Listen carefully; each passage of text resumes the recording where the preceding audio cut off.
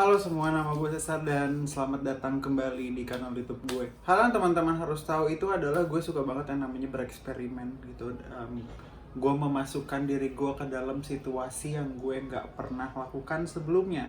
Dan video kali ini adalah menjelaskan hal tersebut yang gue lakukan. Jadi beberapa tahun yang lalu itu sebenarnya gue tuh punya series namanya Tinder is Crazy gitu. Jadi intinya adalah di situ series menceritakan tentang pengalaman gue menggunakan aplikasi kencan atau dating apps. Di situ gue juga menceritakan ketemu sama perempuan, bagaimana hasilnya, dan sebenarnya itu ketemu sama banyak orang itu cukup sering gitu, dan sayangnya gue terlalu malas untuk melanjutkan seri tersebut. Tapi kali ini kembali dan tentu formatnya agak sedikit berbeda. Gue bereksperimen cukup lama akan hal ini. Bahkan sebelumnya untuk bikin video ini atau gue bereksperimen ini, gue agak sedikit mikir gitu apakah gue mau melakukan hal ini atau enggak, dan akhirnya gue tetap merasa penasaran. Akhirnya gue melakukan hal tersebut. Eksperimen yang gue lakukan adalah gue berbincang dengan laki-laki yang ada di dating apps. Tapi mungkin apa yang gue lakukan ini tidak bisa menjelaskan keseluruhan komunitas tersebut ya, atau tidak bisa menggambarkan keseluruhan orangnya. Ini hanya beberapa hal yang gue temukan dalam hubungan antar sesama gitu.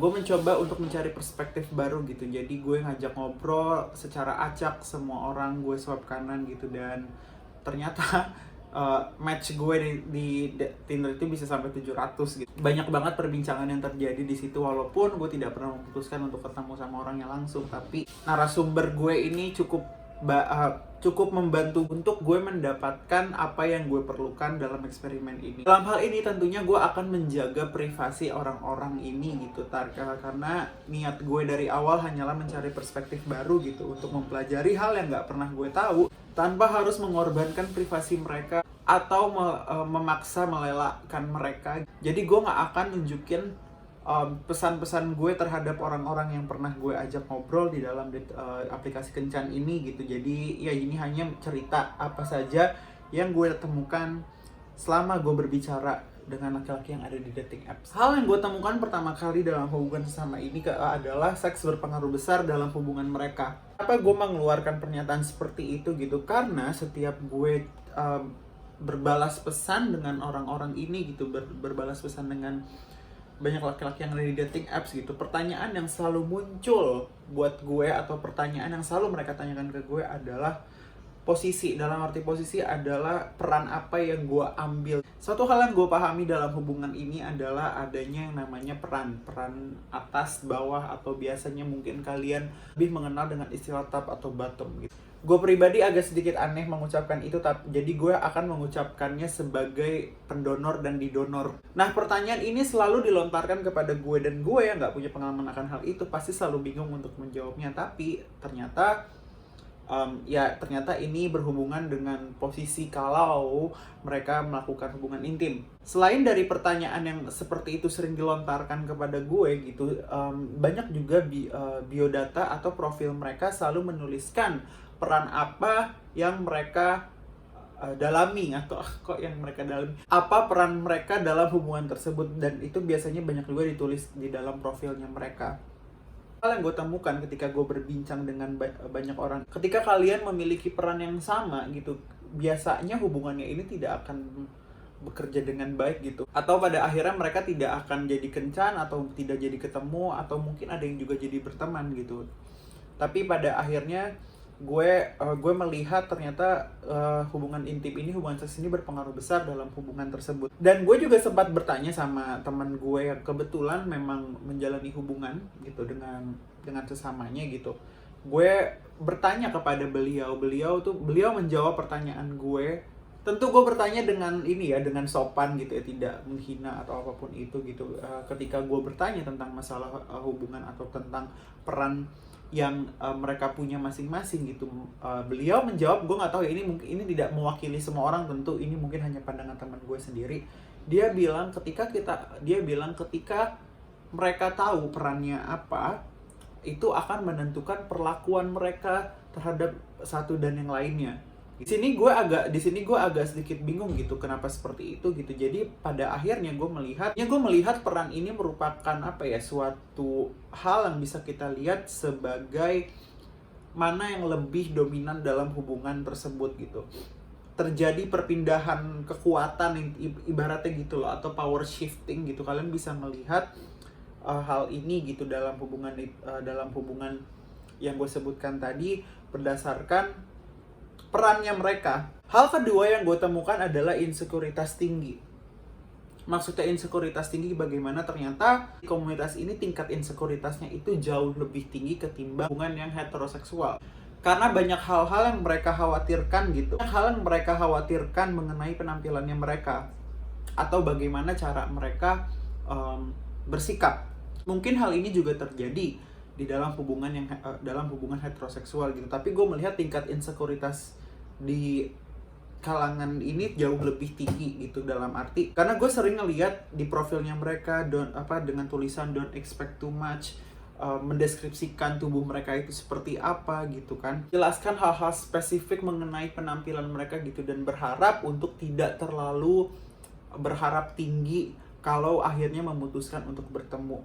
Nah, maskulinitas yang banal atau toxic masculinity ternyata berpengaruh besar juga terhadap kepercayaan diri mereka gitu, karena ya selalu digambarkan kan kalau misalnya laki-laki itu yang kuat atau yang maskulin sekali gitu kan. Jadi gue melihat di sini tingkat maskulinitas seseorang gitu menentukan seberapa atraktifnya diri mereka atau orang lain. Dan sejujurnya gue mungkin agak sedih gitu ya ketika gue berkencan dengan perempuan gitu. Gue merasa gue tidak harus mengkhawatirkan hal-hal yang seperti ini gitu. Ternyata ketika gue berbincang dengan teman-teman yang lain yang memiliki orientasi seksual yang berbeda daripada gue gitu, ternyata mereka memiliki insekuritas yang sebenarnya mungkin hampir tidak pernah gue alami gitu. Jadi gue agak sedikit bersimpati gitu ya, tapi gue rasa mungkin semua hubungan pun pernah mengalami hal ini gitu, ketika kita dibandingkan sama laki-laki lain gitu. Kalau lo punya mantan lo ngebandingin lo sama mantannya yang lain atau pacar lo gitu kan. Jadi ya mungkin di aspek tersebut kita pernah merasakan. Yang ketiga, banyak orang yang bereksplorasi. Mereka mencari tahu mengenai diri mereka sendiri gitu, dalam arti mereka mencoba bereksperimen dengan seksualitasnya mereka gitu. Dan orang-orang seperti ini ternyata banyak banget gue temukan di dalam aplikasi kencan ini atau dating apps. Bahkan pernah ada yang mengirim pesan kepada gue gitu kan, dia mengakui bahwa dia sedang bereksplorasi gitu, dan dia menceritakan pengalaman pertama kalinya bersama sesamanya gitu. Dan itu suatu hal yang sampai sekarang kalau misalnya ada yang bercerita sama gue tentang hal itu, gue agak sedikit takut, bingung sih ya, dalam arti gue harus merespon seperti apa gitu. Ini banyak banget orang yang bereksplorasi gitu. Gue ini bukan suatu hal yang salah sih, maksudnya kayak di sisi lain gue beranggapan ya kita nggak akan pernah tahu kita itu seperti apa kalau kita tidak pernah mengalaminya gitu. Dan yang keempat yang gue temukan, banyak orang yang sudah memiliki pacar atau yang sudah menikah. Di sini yang punya pacar itu yang memang orang-orang yang menjalani hubungan yang heteroseksual gitu, dan banyak yang menikah dan banyak yang sudah punya pacar. Ini suatu hal yang membingungkan buat gue gitu. Jadi ternyata sebenarnya sebenarnya lo punya pacar atau lo sudah menikah juga ternyata terkadang orientasi seksual lo pun juga masih bisa berbeda. Yang membahasakannya dengan baik gitu, masih mengeksplorasikan diri bahkan ketika mereka sudah punya pasangan gitu. Gue inget banget dulu gue pernah mendapatkan pesan, intinya pesannya ini menurut gue cukup genit dan selalu mengarahkan kan pembicaraan mengenai hubungan intim gitu, dan sejujurnya gue cukup tidak nyaman untuk merespon hal tersebut. Gue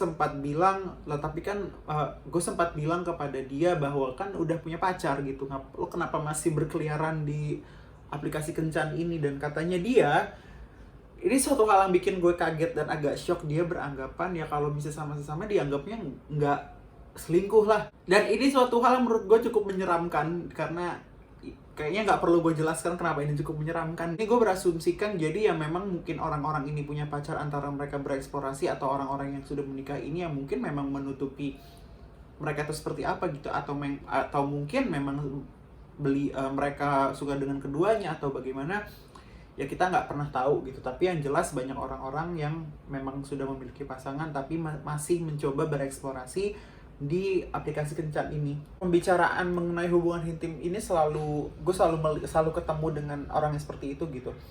Dan makanya tadi gue bilang bahwa ternyata kayak seks itu berpengaruh besar dalam hubungan. Terakhir yang gue temukan adalah lingkungan sempit. Dan di sini yang gue maksud dalam lingkungan sempit, ternyata orang-orang ini bisa jadi saling mengenal gitu. Jadi entah kenal sama siapa, ternyata kenal dengan yang ini, dan ya seperti itu gitu. Sebenarnya hal ini gue temukan bukan karena melalui dating apps sih atau melalui aplikasi kencan, tapi hal ini gue temukan saat gue berbincang dengan teman gue yang memiliki orientasi seksual yang berbeda dengan gue gitu. Lalu di situ ya gue melihat ternyata dia mengenal teman-teman yang lain, dan yang ternyata gue menemukan bahwa orang-orang ini ya memiliki orientasi seksual yang sama dengan dia dan saling mengenal gitu. Ya mungkin hal ini gue asumsikan terjadi karena mungkin susah ya untuk menemukan teman yang memiliki orientasi yang sama gitu. Mungkin mereka menjadi saling memahami, atau mungkin mereka tukeran mantan apa gimana, gue nggak tahu. Tapi yang jelas lingkungannya mereka itu cukup sempit sehingga satu orang itu bisa mengenal banyak yang lainnya. Itu hal-hal yang gue temukan di aplikasi kencan ketika gue berbicara dengan laki-laki gitu. Dan eksperimen ini sudah terjadi berlangsung lama, dan gue menyudahi eksperimen ini juga sudah cukup lama gitu. Tapi gue yang nggak tahu apakah gue mau buat video ini atau enggak. Gue bercerita dengan teman gue untuk membuat video ini gitu, lalu dia merasa bingung gitu sama gue kan, lo nggak takut diberikan label SAR atau orang berasumsikan tentang orientasi seksual lo gitu? Sejujurnya gue nggak peduli gitu, karena orang-orang sudah berasumsi tentang gue itu udah cukup lama gitu, dan ternyata tidak ada pengaruh sama gue, dan apa yang mereka asumsikan ternyata itu salah. Karena orang melihat berdasarkan stereotipikal aja gitu, melihat oh karena gue memiliki sifat yang feminin gitu, sehingga gue dikaitkan dengan komunitas atau kelompok tertentu. Padahal kontrasnya gue hampir tidak mengerti apa-apa tentang hubungan seperti ini. Iya sih, gue nggak terlalu peduli sih sama urusan label atau apapun itu gitu. Tapi ya itu beberapa hal yang gue temukan. Kalau teman-teman masih menemukan gue di aplikasi kencan, bisa jadi itu gue gitu. Alasan gue belum menghapus akunnya karena gue udah terlanjur berlangganan sampai 3 bulanan gitu. Jadi sayang kalau gue hapus akunnya. Sampai jumpa di video berikutnya, dan komentar apa aja sih. Dan ya, kalau kalian mau nanya-nanya, mau ngobrol sama gue juga, kalian bisa menemukan gue di media sosial yang lain. Gue cukup mudah ditemukan di media sosial. Sehat-sehat selalu, jaga diri, dan tetap sehat. Gue paling gak bisa gue nutup video.